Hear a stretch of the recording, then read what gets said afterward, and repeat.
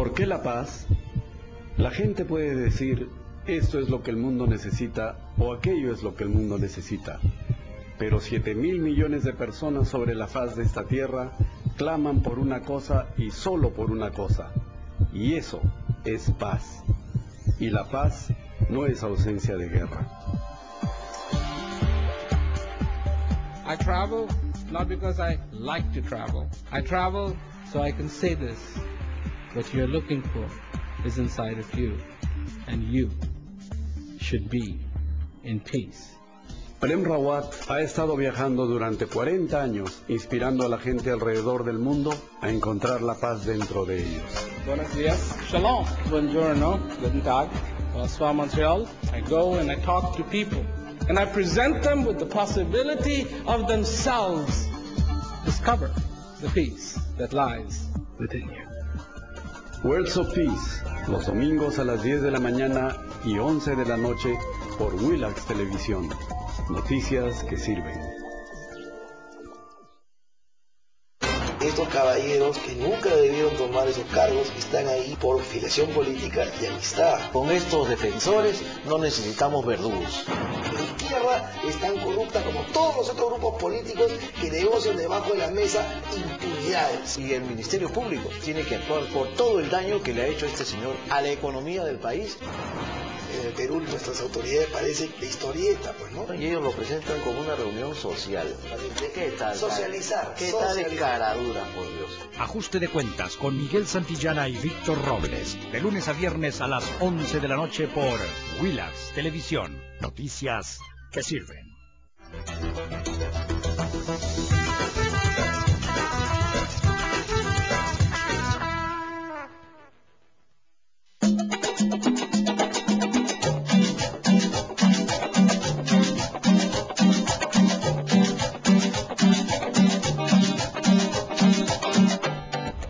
Los presidentes de Perú y Ecuador, Ollanta Humala y Rafael Correa, firmaron un acuerdo para acelerar el proceso de desminado conjunto de la frontera. Fue ayer en Chiclayo, durante la firma de 16 acuerdos del Gabinete Binacional. El presidente ecuatoriano Rafael Correa volvió a atacar al periodismo libre de Latinoamérica. Manifestó que volvería a denunciar a un medio como lo hizo en el diario El Universo. El procurador antiterrorismo Julio Galindo dijo que Artemio no quiso involucrar en su defensa a los abogados del Movadef. Sin embargo, señaló que falta saber qué dirán los datos en la laptop y teléfonos del narcoterrorista. Ante los cuestionamientos al programa de gestores del Congreso, la ex parlamentaria Nancy Obregón renunció a la Oficina de Participación Ciudadana. Dijo que no se iba por miedo o fragilidad, sino por consecuencia con el proceso de la gran transformación en curso. También le agradeció a Bugatás la confianza que depositó en ella para trabajar junto al pueblo.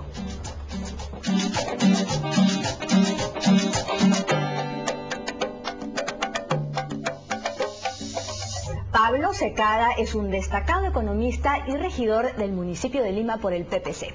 Pablo, ¿por qué usted está en contra de revocar a Susana Villarán?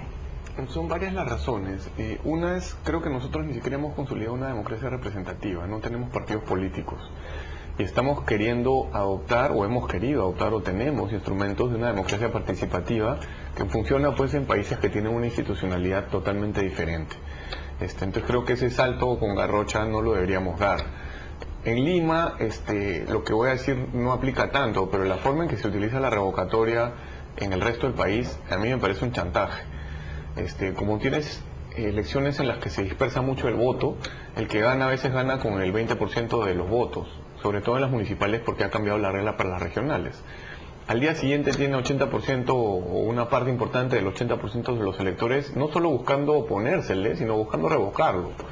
Entonces no entiendo la lógica de ese instrumento en el Perú, y creo que hay que ir por etapas. Ese es un punto. El segundo punto es, en la lógica de armar mejores partidos, o de armar partidos, porque creo que lo que tenemos, ni el APRA es un partido político, me parece que Fuerza Social es una apuesta inteligente por representar a la izquierda moderada, que ha traído a jóvenes que no estaban en la política, jóvenes que tienen futuro, jóvenes que han destacado en la universidad y en su vida política hasta ahora, en su vida profesional, a los que se ha pegado muy fuerte.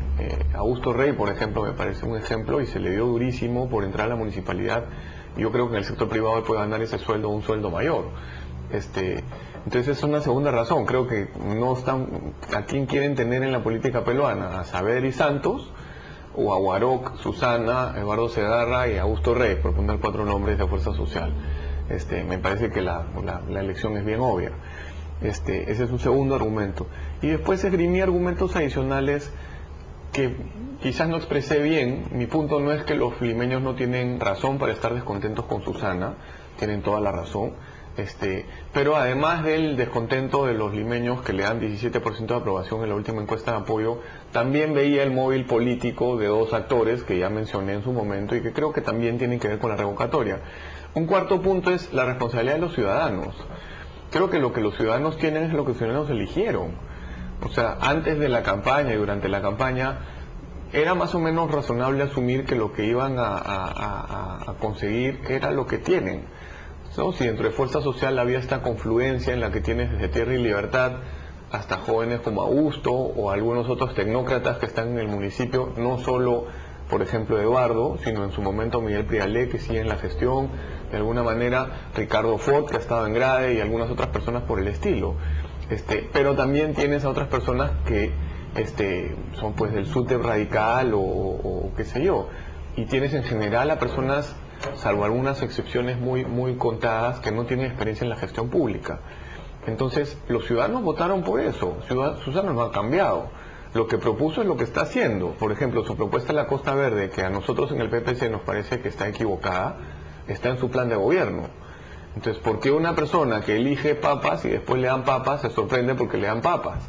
Creo que el tema es que los ciudadanos no se preocupan por la política, le tienen tirria a la política, no leen, no escuchan, eligen una persona porque les pareció simpática, porque es fácil en el Perú, que es, en mi opinión, un país en el que los votantes son de centro izquierda, apelar al centro izquierda y ganar. Y después se dan con que, uy, mejor hubiera sido, si lo hubiera pensado, si hubiera leído, no sabía, lo de la Costa Verde, mira, lo otro. Bueno, es responsabilidad de ellos, pues son adultos, ¿para qué eligen a Susana? Si Villarano fuera gerente de su empresa, ¿cuánto tiempo le daría para que enmiende sus errores e inicie una buena gestión? Si tuviera una empresa y tuviera la opción de ponerla de gerente, en realidad la pondría de directora.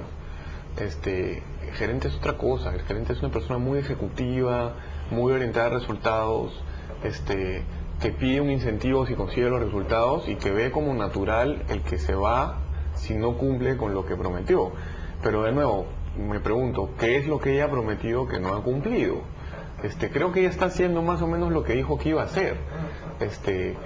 ¿Qué se le puede criticar? Creo que sin duda en el tema de promoción de inversión privada, ¿no? Ha tenido 2 gerentes, ha entrado un gerente que nunca ha querido ni siquiera compartir con el Consejo la decisión de contratarlo, y entiendo que el gerente ya presentó su renuncia. O sea, habrían 3 renuncias al cargo que me parece uno de los más importantes de la gestión en año y 2 meses. Creo que ese es un área que está pendiente, ¿no? Y no es casualidad que entre el PPC y Fuerza Social, el PPC estuviera mejor preparado para promover la inversión privada que Fuerza Social, que hace unos años rechazaba la inversión privada, que yo te diría quizás hace 5 o 10 años cree que se puede vivir con ella, pero todavía no entiende bien cómo se puede meter al sector privado en la gestión pública. Y no entiende por qué hay que meter al sector privado en la gestión pública. O sea, es como que han visto que sí, pues más o menos que sirve, pero no lo terminan de entender. Y hay otras personas dentro de Fuerza Social que lo rechazan, que todavía no han dado el paso que han dado pues Susana y otras personas que están con ella, ¿no? ¿Qué piensa del nuevo Humala, Pablo? Mira, la verdad es que yo fui muy crítico de Humala porque conocí a algunas de las personas que estaban adentro, conocía detalles del financiamiento de la campaña Humala del 2006.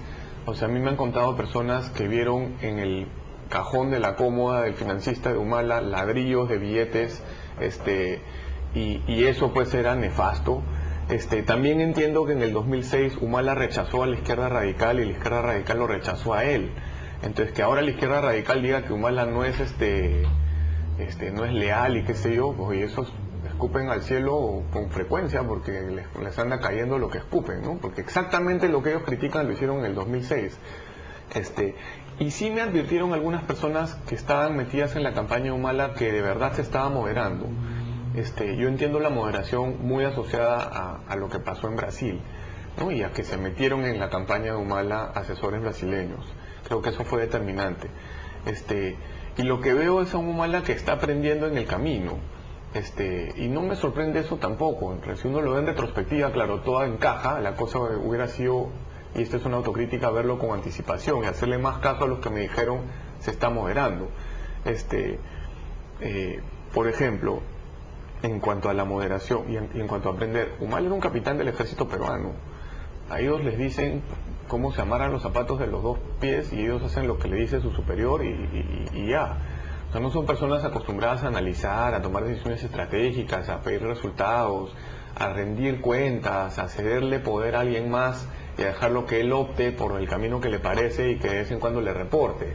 Entonces, al final no me parece tan sorprendente, ¿no? Lo que creo que está pendiente es, Humala tiene hoy día casi 3/5 partes de popularidad. 3 de cada 5 encuestados por apoyo recientemente dicen estoy de acuerdo con Humala. Bueno, que la use la popularidad, que sea un poco más ambicioso. Ha pasado poco menos de un año de que fue elegido. Dentro de 2-3 años se acabó, no se hace una sola cosa más. Le quedan 1 año y medio, 2 años para hacer reformas ambiciosas. Miro hacia atrás y veo que lo principal que ha hecho es que le ha metido un poco más de dinero a programas sociales y tiene una persona hábil y un equipo hábil en realidad en el Ministerio de Inclusión, cosa que celebro. Y creo que ha retrocedido en el tema de actividad empresarial del Estado y de política laboral. Y en actividad empresarial del Estado nos hemos comido un zapazo, ¿no? Lo que se está haciendo con Petroperú ni se comenta bien en realidad, y nos hemos comido un super sapo. En fin, él prometió eso en campaña y los electores en alguna medida votaron por eso. Pero lo que le pediría es que sea mucho más ambicioso, una propuesta seria de infraestructura. Hace poco estuvimos en Proinversión, y Proinversión tiene un mandato de lo más limitado. Aparentemente las dos cosas más relevantes que tienen es una carretera hacia el sur y hacer un par de líneas de transmisión. Eso es una fracción de lo que hay que hacer. Hay que meter plata privada en agua, hay que meter plata privada en carreteras y en caminos rurales, pero en serio. Y no un camino de un distrito que se termine en el límite distrital, sino programas por cuencas, programas por circuitos turísticos, por corredores económicos. Entonces se tiene que cambiar completamente el concepto. En el tema de innovación no hay novedad. El FINCIT actúa bastante bien y el gerente que tiene es un gerente muy hábil, Alejandro Afuso. Entonces él está pidiendo que le den un poquito del dinero que se malgasta con el canon que va a las universidades públicas. En educación tiene también una tecnócrata de primer nivel, pero no sé si tienen la voluntad política de hacer las reformas. Ayer estuve con un grupo de especialistas en educación y me cuentan que programas rurales de educación que han tenido cierto éxito los están regresando a Lima porque creen que aplican. O sea, cuando se criticó que de Lima se iba a las zonas rurales, ahora el camino inverso también hay que criticarlo. Y así puedo seguir, ¿no? Entonces, ¿dónde están las grandes reformas en los grandes temas pendientes del Perú? Institucionalidad, innovación, infraestructura, nutrición, educación y salud. Seguimos hablando de pobreza. Mañana tengo una entrevista sobre pobreza. El tema no es pobreza, en mi opinión. El tema es desnutrición crónica infantil. Hay 500.000 de niños desnutridos crónicos. ¿Cuándo vamos a saber cómo se llama el niño, cuál es su DNI y dónde vive? ¿Cuándo vamos a saber qué programas recibe el niño, con un padrón único de beneficiarios de cada programa que recibe? ¿Cuándo vamos a ser pilotos de programas de desnutrición con evaluaciones de impacto bien hechas por GRAE, por el IEP, por la Pacífico, por la Católica? Cuando estemos ahí, vamos a estar mejor. Este gobierno tiene el capital político para hacerlo. Humala fue elegido con una plataforma de centro izquierda, que como decía hace un tiempo, es la plataforma mayoritaria en el Perú. Puede vivir bien con la inversión, no puede vivir bien con los que quieren incendiar la pradera, pero no los eligieron a ellos. La última elección, los que querían incendiar la pradera sacaron uno de ellos, 0,5%. Entonces, ¿por qué no usa ese capital político para hacer reformas? Yo creo que es porque no termina de entender lo que hay que hacer de un lado, y por otro lado porque posiblemente no tenga la gente que necesita. No puede depender de este Estado. Este Estado es como un carro viejo, vetusto, lleno de huecos, con el motor malogrado, un desastre. Tiene que agarrar equipos de gente más pequeños y darles mandato y respaldo político para que hagan las cosas que están pendientes. ¿El ministro Valdés le ganó el pulseo a Bugatás?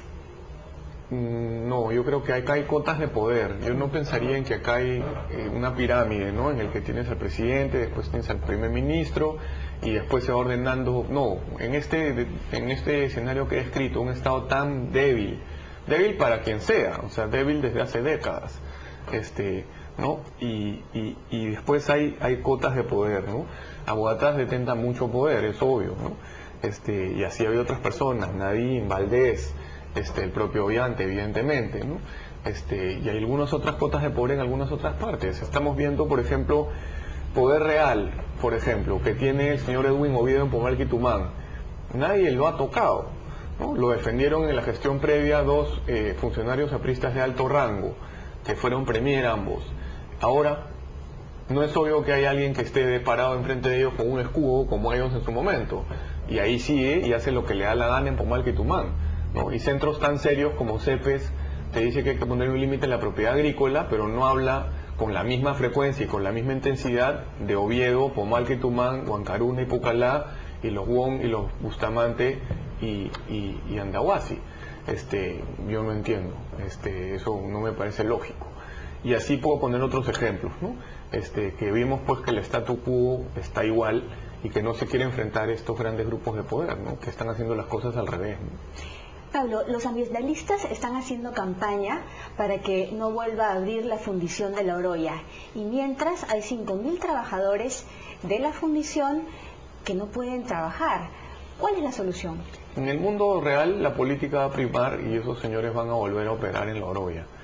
Si me preguntas a mí qué habría que intentar hacer una fundición en otro lugar, entiendo yo, ¿no? Que hacer una fundición en La Oroya con las condiciones ambientales vigentes no se puede, y en realidad deberíamos seguir avanzando en la reforma ambiental, ¿no? Hace 20 años, 30 años no teníamos leyes ambientales. A inicios de los 90, cuando se privatiza Minero Perú y Centromín, en esencia podías hacer lo que querías, podías poner un tubo que botaba mercurio al río y nadie te decía nada, porque la ley no decía nada. O sea que todas las críticas recientes me parecen perfectamente bien fundadas, pero ignoran que hace unos años no habían leyes ambientales y se ha avanzado porque ya hay leyes ambientales. Lo siguiente es que las leyes ambientales se cumplan y que el estándar, principalmente de los estudios de impacto ambiental, se eleve. Creo que eso se tiene que hacer. Me contaba un amigo que los estudios de impacto ambiental no tienen términos de referencia. En esencia tú puedes hacer más o menos lo que quieres dentro de la ley. Eso no puede ser así, tienes que tener términos de referencia. Así como hemos pedido desde el IPE que Proinversión se asesore con bancos de inversión privados para armar, por ejemplo, las concesiones de carreteras que van hasta el sur, en vez de que las diseñe el Ministerio de Transportes y Comunicaciones mal porque no las quiere en realidad, y las promueva Proinversión mal porque no tiene gente más hábil, porque no puede pagar más sueldos y compite contra los bancos de inversión. ¿Qué tal si hace lo mismo el Estado para los estudios de impacto ambiental? Hace un concurso público internacional, y en un concurso público internacional, no a dedo como se ha hecho con Conga, elige empresas de consultoría ambiental de una lista corta de las mejores del mundo, y esas asesoran al Estado a hacer el estudio de impacto ambiental o revisar el estudio de impacto ambiental que hace una empresa minera internacional. Ahí vamos a estar en otro mundo. Y no es solo tema de la minería, lo mismo ocurre con otras industrias. Patricia Magluf me contaba hace unos años que TASA tenía la planta de Chimbote con el estado del arte, digamos, en la tecnología y en el tema ambiental. Eso es una excepción. La mayoría de empresas industriales harineras no tienen esa tecnología y siguen botando sanguaza al mar y siguen botando humo para arriba y siguen haciendo un desastre. Entonces, en el tema ambiental hay que seguir avanzando, creo yo, pero hay que hacerlo pues como hay que hacerlo inteligentemente, hay que usar al sector privado y hay que en esencia mejorar la capacidad del Estado de hacer cumplir las leyes que ya tiene, ¿no?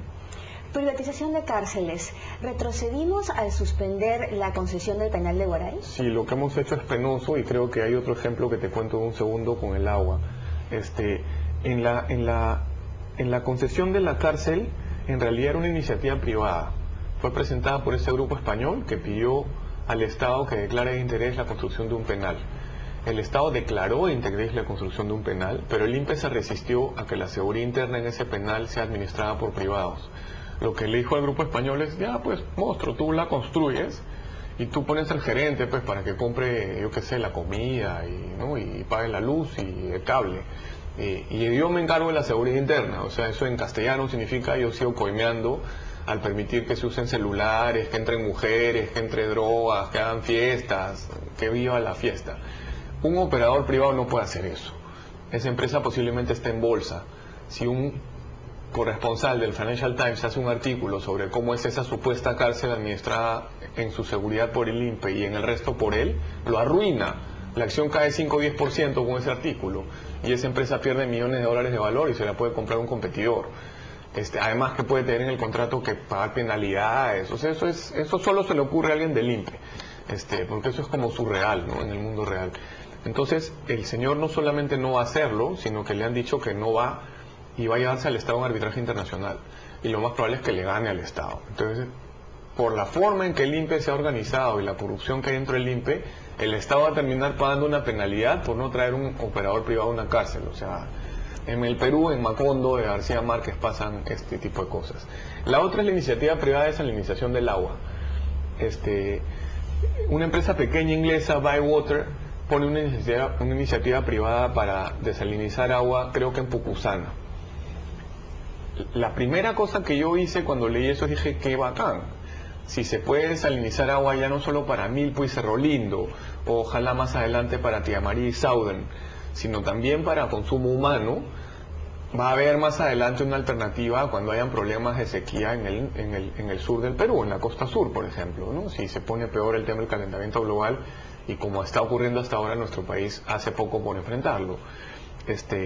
Después la cosa se mejoró todavía porque empezaron a venir los grandotes. Vino Veolia, que es la empresa más grande del mundo de manejo de agua, la que era Eau de Lyonnais. Vino General Electric, vino Akbar, la empresa de aguas de Barcelona.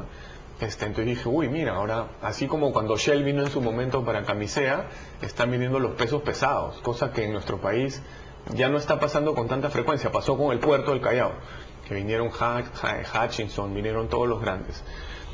Bueno, y no supe más, y supe que eso estaba ahí, que no terminaba de pasar. Bueno, me han contado que también muere eso, que el Ministerio de Vivienda le ha bajado el dedo, con René Cornejo, el ministro, que él fue promotor de las concesiones hace unos años, o sea que él tiene razones bien poderosas para hacerlo. En esencia he escuchado dos cosas. Uno, que Sedapal dijo el agua va a ser muy cara. Bueno, habría que computar bien los costos de Marcapumacoche, Huascacoche y todas esas cosas que hace Sedapal, porque desviar, como te imaginarás, el agua de la vertiente oriental de los Andes para traerla a la vertiente occidental de los Andes, para botar 45% del agua en la distribución del agua en Lima, no creo que sea buen negocio para nadie, ¿no? Entonces, los costos habría que computarlos bien para ver si la desalinización efectivamente es más cara. Primera reflexión. Segunda, no puede haber nada más caro que lo que no existe. Yo voy a la playa ahora en el sur como todos los veranos y la gente que vive ahí todo el año, que es mucho más humilde, o que es humilde, no tiene agua y tiene que comprar agua de camión. Agua que puede estar llena de enfermedades, agua que es mucho más cara y agua que no está disponible. Después la otra excusa, creo yo, de Sedapal es no hay red. Bueno, es muy simple hacer una red. Haces otra iniciativa privada o llamas a otro concesionario, como creo que debería ser, para que haga la red. En agua ya no vas a tener la concesión de Sedapal del 94. O sea, en el que yo invito a un grupo que se lleve Sedapal entera y ese grupo se encarga de todo, ¿no? De las grandes obras de agua, de la tarjea, de la distribución, de la micromedición, de todo. Porque desde Buenos Aires, que especificaron las tarifas de la empresa de agua, o Cochabamba, en que Evo le dijo, no, regrésamela, y lo hizo pues a la Evo, nadie quiere una concesión integral de agua. Lo que quieren es acompañar a la empresa pública. La empresa pública seguiría Sedapal y una empresa privada se encargaría de expandir en la cobertura de agua, que en Lima es como 85%, de hacer que todos tengan agua todo el día, de medir el agua en cada casa y de dejar de botar agua en las cañerías, porque como dije, 45% del agua, 40% creo que es en Lima, 45% a nivel nacional se pierde. Entonces eso se podría hacer con privados, ¿no? Claro, Sedapal no quiere, y regreso al comentario que hice antes. El presidente Humala tiene el capital político para empezar una reforma en el agua en el Perú. Precisamente, la solución que acabas de establecer para Sedapal podría ser para las otras empresas de saneamiento. Tal cual. Hay una propuesta bien específica reciente del profesor José Luis Bonifaz de la Pacífico, que hace poco era el jefe del Departamento de Economía, y lo que él dice es se tiene que agregar a las EPS, algunas se pueden otorgar en concesión, Las que no se pueden otorgar en concesión se hacen contratos de gestión.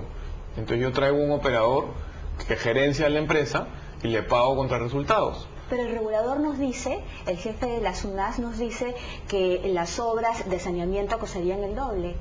El regulador es una persona bien curiosa porque él fue sectorista de Crédit Lyonnais de Veolia cuando era Eau de Lyonnais, o sea, conoce el sector de adentro, pero después fue contratado por el exministro Garrido Leca como jefe de asesores, me parece, y lo que hicieron en realidad es diseñaron Agua para Todos. Agua para Todos es una solución que ya ha sido evaluada. Cada conexión salió 70% más cara en promedio que conexiones en países similares. Y Agua para Todos en esencia está instalada donde hay apristas. O sea, usaron un programa como siempre ha sido, Fujimori lo hizo en su momento, en los 90s, con su hermano y con el señor Tsuboyama, y ahora lo ha hecho Hernán Garrido Leca con el señor Salazar, o con el diseño del señor Salazar. Diseñaron un programa para conseguir clientes políticos. Una vez que hicieron eso, lo pusieron de regulador. Me parece a mí de locos. O sea, pusieron al que diseñó un programa políticamente motivado para que regule el agua. No digo que no sepa, sabe un montón, pero sus motivaciones fueron siempre de lo más políticas, ¿no? Normalmente no quieres un regulador así. O sea, acá el Estado capturó al regulador. No fue una empresa privada como en algún momento ocurrió en las telecomunicaciones en el Perú, sino fue el Estado que capturó al regulador para hacer su programa público / político de agua, ¿no? Nos estabas diciendo la solución para sacar de este estado a las 50 empresas. No, lo que dice Bonifaz es agrégalas, concesiona algunas y haz contratos de gestión de otras, ¿no? La ENFAPA Tumbes, que fue concesionada pero que nunca caminó, ha sido transferida a otro grupo, ojalá que se lo haga mejor. Pero acá se requiere voluntad política, porque los municipios, prácticamente todos, requieren transferencias del Estado. Entonces el Estado tiene en la mano la zanahoria, que es la transferencia, y la otra es el garrote, que es, oye, tu empresa de agua deja de manejarla como tu chacra. El gobierno corporativo de las empresas de agua del Perú no existe. O sea, los alcaldes ponen ahí a sus primos, hermanos, entenados, sobrinos, etcétera, a que manejen el agua, a que los niñitos tengan agua para tomar, que no se enfermen, que haya desagüe, que se trate el agua, porque así como se bota el agua sucia al mar de Lima, se bota el agua sucia a los ríos. Desde el Consejo de Lima le hice una consulta a Sedapal que hábilmente evadieron. Mi consulta la malentendieron o se hicieron los sonsos. Lo que les estaba preguntando es por qué optaron por tratamiento primario de agua cuando ya hay tecnologías de tratamiento terciario de agua. El tratamiento primario de agua limpias el agua servida. En el Perú no te pones dentro del estándar internacional, sino sigues con agua más sucia que el estándar internacional y después la botas bien adentro en el mar. Ya no en la Chira, sino kilómetros adentro. Agua ya más limpia, ¿no? Eso, para empezar, no debía ser así, debería ser dentro del estándar internacional. El tratamiento secundario, esa agua ya no la botas, sino la reusas. Normalmente se usa la torta que sale del proceso para abonar, el agua que se usa para riego. El tratamiento terciario de agua es más allá, sale hasta agua potable. En Israel han hecho una tecnología de tratamiento de aguas que les está permitiendo a los israelíes poblar Israel en zonas que antes era imposible poblar, porque como las fuentes de agua eran tan limitadas, no tenía sentido asentar gente ahí porque después, ¿cómo van a vivir? Ahora sí, la fuente de agua es limitada, pero en esencia la estoy reusando. Eso se puede hacer. Ya hay una empresa haciendo eso en el Perú, pilotos de eso en Barranca, y más adelante quieren hacerlo en serio en Chiclayo. Entonces, ¿por qué el Estado no optó por eso? La respuesta, ¿sabes cuál es? Porque la tarifa subiría. Eso es exactamente lo que te dice la teoría económica que tienes que hacer. Cuando estás ensuciando, tienes que meter esa suciedad que generas porque no te cuesta en la tarifa que pagas para que te cueste y ya no ensucies. O sea, Sedapal te dice, no hay que hacer lo que la teoría económica dice que hay que hacer. No hay que hacer lo que la experiencia internacional te dice que hay que hacer. O sea, hay que seguir haciendo lo que hacemos hace unos años con nosotros y es lo que nos da la gana. En el local de Sedapal en La Tarjeta hay piscinas. Yo he visto desde una piscina de Sedapal a un funcionario de Sedapal bañándose y al fondo se veía la gente que no tiene agua. O sea, son unos sinvergüenzas, no tienen vergüenza alguna. Pablo, los gobiernos regionales siguen gastando mal y poco a pesar de los incentivos, como por ejemplo obras por impuestos o las alternativas como las asociaciones público-privadas. ¿Tenía razón el presidente del Congreso, Daniel Abogataz, de ayudarlos desde el Congreso?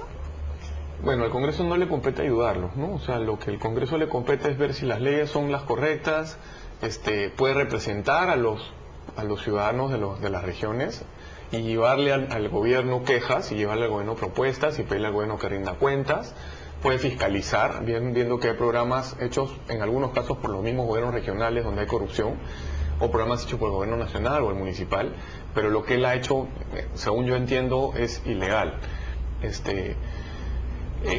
Yo decía hace un rato, el presidente Humala tiene la zanahoria. En el caso de la infraestructura en las regiones, no podemos seguir en este juego. Recientemente nos reunimos con un banco de inversión internacional que quiere financiar a gobiernos regionales en el Perú. Hay tal apetito por Perú y el gobierno es tan conservador en su política de endeudamiento, y por otro lado, como le sobra el dinero porque tiene superávit fiscales, prácticamente no emite. Entonces están viniendo a buscar a ver si pueden comprar de gobiernos regionales, de empresas públicas o de municipales. A la CEDAPAL que he escrito la financian. O sea, imagínate qué tal apetito tienen que se quieren comer ese bocado. Imagínate cómo buscarían a CEDAPAL si fuera bien manejada. Bueno, lo que yo haría es un programa de concesiones con los gobiernos regionales, pero programa de concesiones de verdad. Las iniciativas privadas y obras por impuestos son soluciones, pero que es un plan B, digamos. El plan A debería ser un buen plan de concesiones, ¿no? En el que tú dices, ok, ¿cuáles son los 8 o 10 ciudades intermedias que quiero unir en el Perú que no están unidas, ¿no? ¿Cuáles son los puertos que quiero tener? Marcona me interesa de verdad, Pisco me interesa de verdad, algún puerto en el norte más me interesa de verdad, ¿no? ¿Cuáles son los puertos fluviales? ¿Cómo ir a Brasil? Ahora los del Banco Nacional de Desarrollo de Brasil, que son tan generosos, nos quieren financiar los estudios para un tren, como financiaron los estudios para las carreteras IRSA. Ojalá que no terminemos financiando un tren, que no me parece obvio que sea buen negocio para los peruanos, ¿no? O sea, que se vayan a financiar estudios de obras públicas de ese tamaño y de posible o no posible rentabilidad social a otros países de América Latina que no tienen pues para pagar un estudio. Pero acá la verdad es que estamos en una situación diferente, ¿no? Te mencioné Petro, creo que ese es otro tema que a mí me preocupa mucho, ¿no? Hay empresas públicas en América Latina que están administrándose bien en el sector de petróleo. Petrobras es un ejemplo. Petro cita Ecopetrol, pero cuando hablas con los colombianos te dice que Ecopetrol no es un ejemplo de nada, que accede con más facilidad al capital, pero que sigue siendo una empresa que se maneja con incentivos políticos. ENAP en Chile es un ejemplo diferente, es una empresa muy chiquita que hace algunas cosas muy selectivas. Pemex es un desastre, PDVSA es un desastre. ¿Dónde terminaría Petroperú si todo le va bien a Petroperú? Porque lo que han hecho es plantear una serie de tareas o partes en la que están convocando a inversionistas. O sea, terminaría Petroperú con la quinta parte de la petroquímica, con la quinta parte del ducto, con la quinta parte de 2 plantas de gas natural comprimido, una en Ayacucho y una en Cusco, con la Electroperú, con una parte que no han dicho de qué tamaño, de una termoeléctrica en Quillabamba. A ver, vamos por partes. Petroperú está desempeñando el papel que le corresponde a una empresa pública, o sea, sin participación de Petroperú, ¿podría haber un mercado, una petroquímica? Sí. ¿Un ducto? Sí. ¿Empresas de gas natural comprimido? También. ¿Estaciones de servicio? También. Este cuento de la renta petrolera de Humberto Campodónico a mí siempre me ha dado mucha risa. Lo que él te dice es que como cuesta el petróleo en el pozo, ¿no? Se saca el petróleo del pozo a un costo muy bajo, después se refina y después se vende a un precio muy alto. Petroperú está perdiendo esa renta y tiene que estar pues en toda la cadena para ganarla. Entonces cuando se licitan pozos se trae valor presente la renta y se cobra al inversionista. Es bien simple. Entonces ese argumento no va.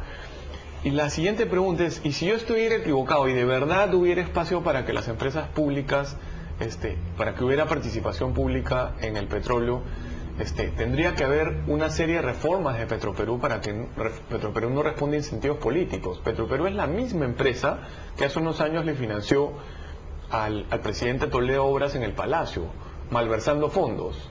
Es la misma empresa la que Contraloría acaba de chapar por cometer delitos por $4 millones. La misma, no ha cambiado. La misma empresa de la cual se acaba de retirar una persona que estuvo en Petroperú 30 años, y cuando veías en la página web de Petroperú cómo se había retirado esa persona, prácticamente parecía que se había muerto el Papa. Una persona de la cual el presidente Alan García en su primer gobierno dijo en público que era corrupta. y 20 y tantos años después seguía trabajando en Petroperú haciendo de las suyas. Esa empresa, ¿cómo puede ser que se meta en estos negocios? Los brasileños en la petroquímica quieren armar un proyecto que tenga 15.000 millones de dólares de inversión y 60.000 empleos directos. O sea, va a haber un momento en el que Petroperú va a haber tenido que meter plata de todos los peruanos, 3.000 millones de dólares en capital para tener su 20%, más va a controlar una empresa que va a tener 60.000 empleos directos. En empleos indirectos y directos, una empresa que va a controlar 250.000 o 300.000 personas. Si ahora es un monstruo político con el que no te puedes enfrentar, ¿cómo va a ser de acá a 10 años? O sea, va a haber que elegir al presidente de Petroperú en elecciones universales también, con la OMPE, porque va a tener tanto poder como la mayoría de los ministros, o más poder que la mayoría de los ministros. No le va a rendir cuentas a nadie. Y si te dicen que la gran reforma para que esto cambie es que la van a listar en la Bolsa de Lima, por favor. En la Bolsa de Lima, la acción más transada de la Bolsa de Lima, que es Volcan, era una acción que era manipulada por su dueño hace año y medio, hasta que se murió el señor. Entonces, ¿de cuándo la Bolsa de Lima es sinónimo de gobierno corporativo, ¿no? Pablo, ¿y cuál fue su primera reacción cuando leyó a Bill Gates hablando del Perú? La gente ha malentendido eso. Lo estándar para los multilaterales y las fundaciones es elegir como primer filtro entre qué países puedo operar a los países por su nivel de ingreso promedio, o sea, el per cápita bendito, el Producto Bruto Interno per cápita. El Perú, por ejemplo, de acuerdo con el Banco Mundial, ha pasado de 4 categorías de ingreso, de la tercera a la segunda, de ingresos medios bajos a ingresos medios altos. Como consecuencia, el Banco Mundial ya no puede hacer una serie de cosas en el Perú que antes podía hacer. Hay una serie de operaciones que ya no puede hacer. Entonces salen los críticos de esto a decir, primero Gates no sabe de qué habla porque el per cápita no es 10.000 sino 5.000 y pico. Ellos no saben de qué habla porque está hablando del per cápita ajustado, no del per cápita normal que uno calcula dividiendo el producto entre el tipo de cambio que cotizan en la calle. Cuando se compara países no se puede usar el tipo de cambio que cotiza en la calle, se utiliza un tipo de cambio ajustado.